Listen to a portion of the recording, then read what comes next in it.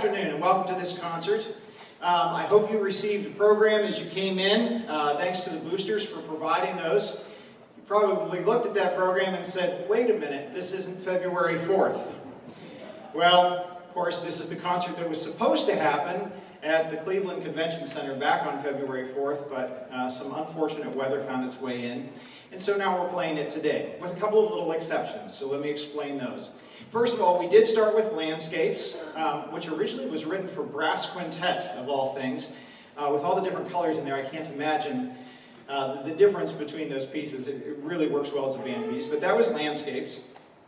And the next piece that's on your program is American Hymn Song Suite. At Cleveland, all four movements today. The American Hymn Song Suite, arranged by Dwayne Milburn, are settings of four different hymns that were very important to him growing up, and some of them come from organ works. The first one is What Wondrous Love Is This? The second one is There Is a Balm in Gilead. The third one is Nettleton, Come Thou Fount of Every Blessing. And the fourth one is When We All Get to Heaven. There's a lot of information there in your program notes, so I'm not going to go over it too much, but I want to let you know we are going to do the first movement, which is not in the program that you have. We are going to then take away from the program Rolling Thunder, which is the last piece on the program, and we're going to save that for May. You'll get to hear it, it's just going to be a little bit later in the year. So, this is the four-movement American Hymn Song Suite of Dwayne Milburn.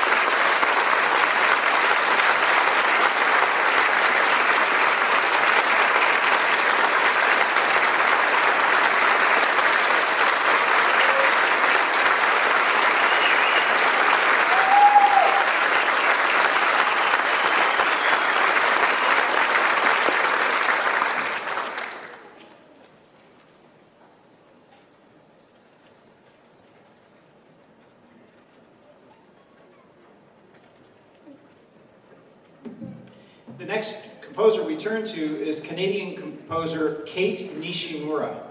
She has a real passion for nature and conservation. Every piece that she writes seems to have something to do with that. Gosh, even the covers are pretty. It's just not a straight white cover. So she wrote this piece originally as a vocal work, performed by choir, and then she transcribed it for band. So this is Kate Nishimura's Autumn.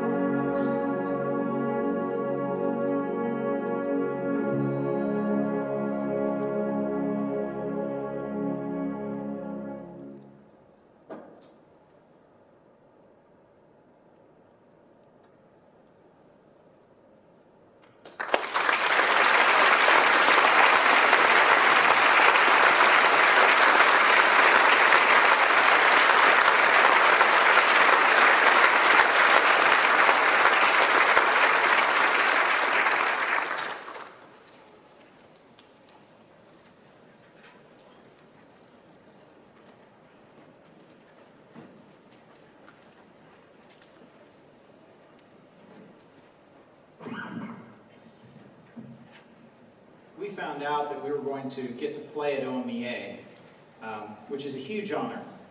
They invite maybe, I don't know, 4 or 5 high school bands per year, and it's based on audition. We had sent a recording back in May. And we found out that we were going to be playing there, gosh, I believe that was during band camp. and it came through on my phone just as we were finishing a rehearsal, and I happened to check it as we were about ready to leave the field, and I was like, wait, I've got to tell everybody. And then it was, oh my gosh, we're coming out of a pandemic, we've got to get ready for OMEA, this is a huge deal. And we spent a lot of time as a staff talking about what pieces we were going to play, and then I called Major Nallon, who is the assistant director at the U.S. Marine Band in Washington, D.C. And he had written a piece for us before. And I called him and I said, you know, you wrote that piece for us before, Impression, which had been commissioned in honor of Mr. Schellhammer's retirement. I said, are you going to be doing that with the All-State Band? Because he conducted the All-State Band at OMEA. Because if you are, I won't even think about it. You should just do it with All-State, and we'll do it another time. And he said, no, I'm not going to do it. And then he called me back and he said, but you know what? I have a new piece. And it's been commissioned by Scott Rogers, who was a director up in Defiance and now works for Bowling Green State University, and they're good friends. He said, and I'm really excited about this piece. It's not done yet, but it needs to be performed, and we'd love to have it performed at OMEA. Let me talk to Scott and see if that's okay. And so pretty soon I was in touch with Scott Rogers, I was in touch with Ryan Nallon, and we didn't even know exactly what the piece was going to sound like, but we knew a whole lot about what it was about and why it was commissioned. This is an important piece of music, in my opinion. It hasn't been published yet. This is in manuscript, and what you're about to hear is going to be considered the world premiere. And it's special. And on top of that, I'm very happy to say that Scott Rogers is here today to hear that performance along with some friends and family members. And I'd like him to explain a little bit about what this piece is about. So, Mr. Singer, if I could have just a little bit of house light. And would you welcome to the stage Mr. Scott Rogers?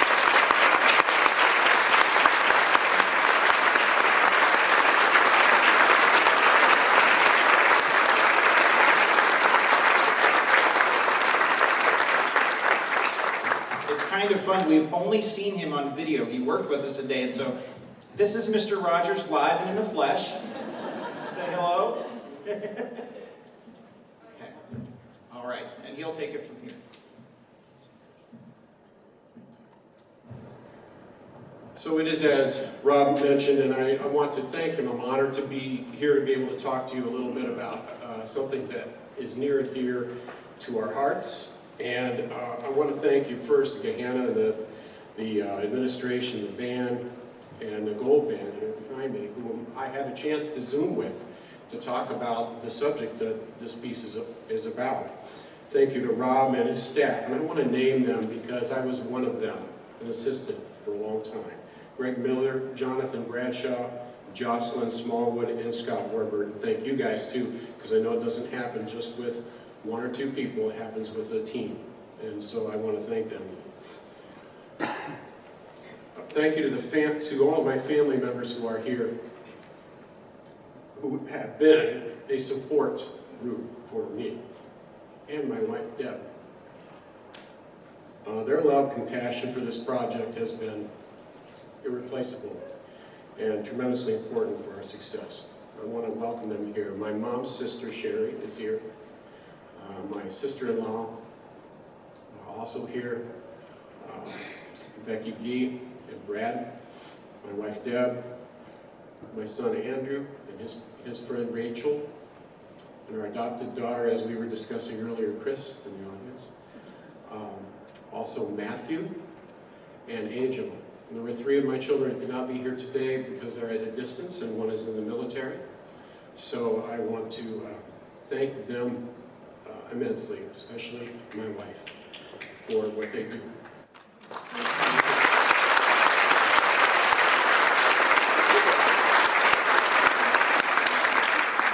And the thanks goes out to Ryan Nallon, who it was really interesting that there was a text I sent, and I said, Ryan, we're ready to do this. And it was from a 419 area code, and he almost deleted it. And he said, but before I deleted it, he said, well, I know people that live in the 419 area code. That used to be my area code. And so he answered it, and I said, oh yeah, I've been waiting for you to get back with me, and so we can chat. And so that's when this piece started, and it was about a year ago. So what Rob told you from there is absolutely the way it went for this piece. We talked for quite a few days, pulled the ideas together about our experiences with foster and adoption. And he suggested, I know this band has done these commissions before, and I would love to suggest that they do this. And then I called Rob, and then from there, we put together this program Through the Valley. I'm glad the band finally has a chance to perform this, and I even kidded around that at least I wouldn't have to ski here to hear this today. So 7 years ago that concept started. We almost lost a text, and Ryan answered, and then we went from there. The inspiration for this piece was due to my parents, specifically my mother, Nancy. And basically, 25 years ago she passed on, but she encouraged us to help others and to continue to do this for friends and family and people around us that we didn't know. So her baseline for us was, this is what we do. So the sacrifice that I saw her give for not only my brother and I, but my dad, and for other family members, was a spiritual and encouragement to me and my family. Growing up with this idea of helping others, my wife Deb and I had the opportunity to adopt and foster, which we gladly did. We saw the moment, and we saw that we were able to do that at that time. We're both educators. She gets the Purple Heart, though, because she's a multi-disabilities teacher, and she's very good at what she does. We saw a need, and we studied to get our credentials to foster and adopt, so we did that. The program notes are already explaining the form of the piece, so to speak, but the voices represent instruments of our family that we played in band program. All 8 of us played in band programs at some point. And these are significant to our story, the story of Through the Valley. The instrument voices represent the journey that our family has taken through adoption and the unique challenges that are presented to us every day. I really enjoyed the Zoom video with the band. Enjoyed that and the questions that they had for me. Some of the questions were, would you do it again? Absolutely. It's been a very challenging time, but we would do it again. I'm not going to speak for my wife, but I'm sure she would probably agree. And she drove, so we got here safely today. That's awesome. If you are a foster adoption parent or an adoptee, this piece is dedicated to you. It's in celebration of my mother's life, but it's dedicated to foster and adoption. And it's because we have to get the conversation started about belonging, true love, peace that passes all understanding, and love for a person regardless. You, if you are a foster adoption parent or a foster adoptee, you will never be thanked enough for walking through this process, and as parents, I know what I speak of.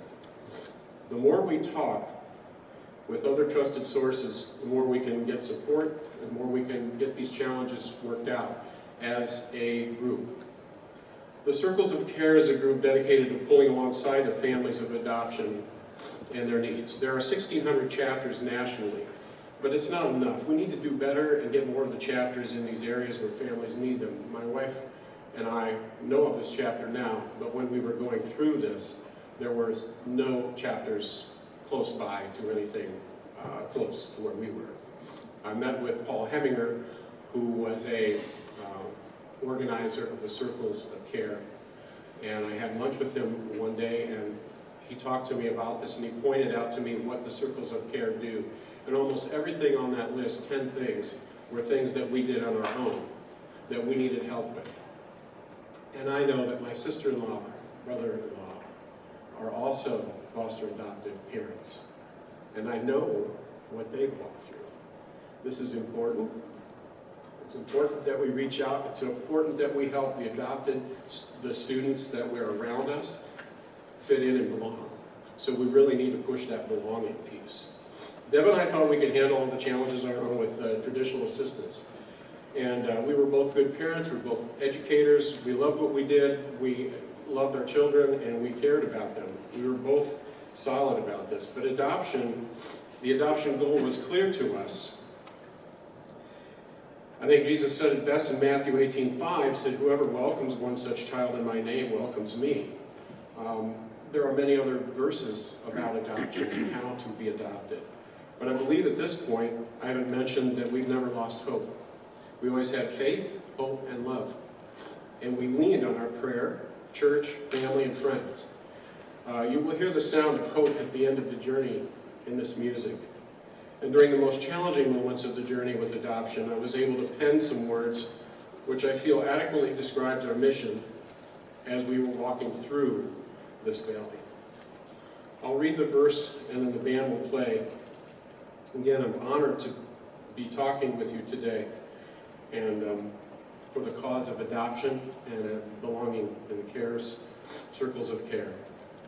Here's the verse. It's titled, "I Take a Walk Beside You." I take a walk beside you through your trauma and your pain, to reach where you can be, no guilt, no regret, and no shame. I take a walk beside you, I will not let you go. My respect for you grows stronger as I see you dig down deep. Pain so sharp in therapy that no one should have, scared but not asleep. I take this walk beside you, I will not let you go. Please make it go away, you think. I want this thing no more. Trauma helped me make it here, now recovery is a promise and a new door. I will take this walk beside you, I will not let you go. If I should fall, there's one who carries you, the one who feels and knows your pain. He wants to help you feel new life, no judgment and no shame. I'll take this walk beside you, I will not let you go. With each and every need you have, you'll find him and he'll stay. And live the joy God sends you, no heartache, it's the way. He will take this walk beside you, he will never let you go. You came to us so quickly, it was not a choice you made. I wish I could change it all for you, give you needed rest and shade. A journey not made by you, but a journey with trauma and pain. I will take this walk beside you. I will never let you go. Thank you.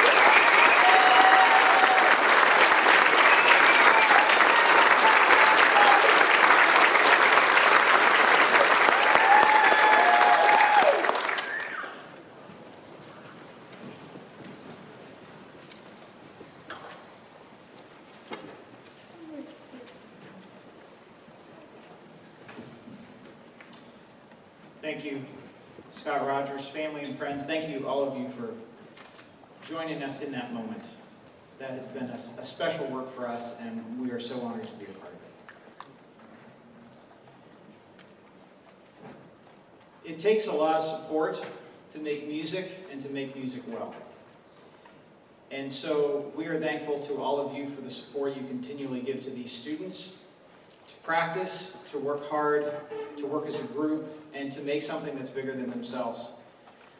We'd also like to thank the administration and the school board here in Gahanna. Some of them are here with us this afternoon. I know there's at least one principal here. I believe Mr. Cullen is here. And also we have some school board members, Kara Coates and Daphne Mooring. And to all of our administration and school board members, thank you very much for being here.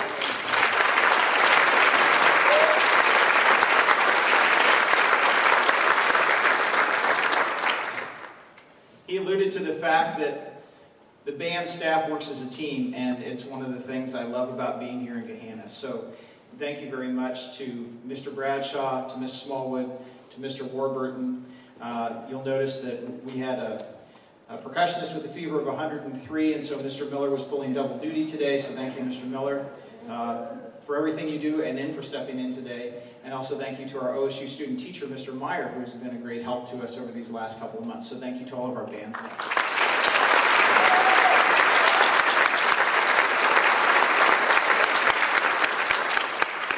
And so now we come to the closing piece. This is very different than anything else that we've played. Barry Kopatz used to be the director of bands at Capital University and then went down to Mississippi State, but he's coming back to Columbus. And I didn't know that when we programmed this piece, and then I talked to him and found out he was, so that's great too, and we got to get some insights from him. Besides being a musician, he loves to restore old Mustangs. Matter of fact, he has one for sale if you're interested. And actually, it's still here in Gahanna in a storage thing somewhere. But he just loves working on those cars and driving those cars. And when he was out west, he had the opportunity probably to exceed the speed limit a lot more than he should have in a place where nobody would catch him. And that's what this piece is about, flat out and wide open. It's about driving some sort of very high-performance car. So we're going to go fast. And at times it's going to sound like the car's a little out of control, and it's supposed to sound like that way, but we will never lose it. So thank you for being here this afternoon, enjoying all the music and these students' hard work, and we hope you enjoy Flat Out and Wide Open. Oh, one last thing I forgot. A contest is coming up. Adjudicated event is in a couple of weeks. We found out just Friday. Gold Band will be playing on Saturday, March 12th at 1 p.m. at Thomas Worthington High School. We'll be doing 2 of these pieces plus something else. We certainly would welcome everybody to be there. It's much better to play for an audience than it is to play for 3 judges. And so we welcome you to be there. More information will be coming out in email. Flat Out and Wide Open.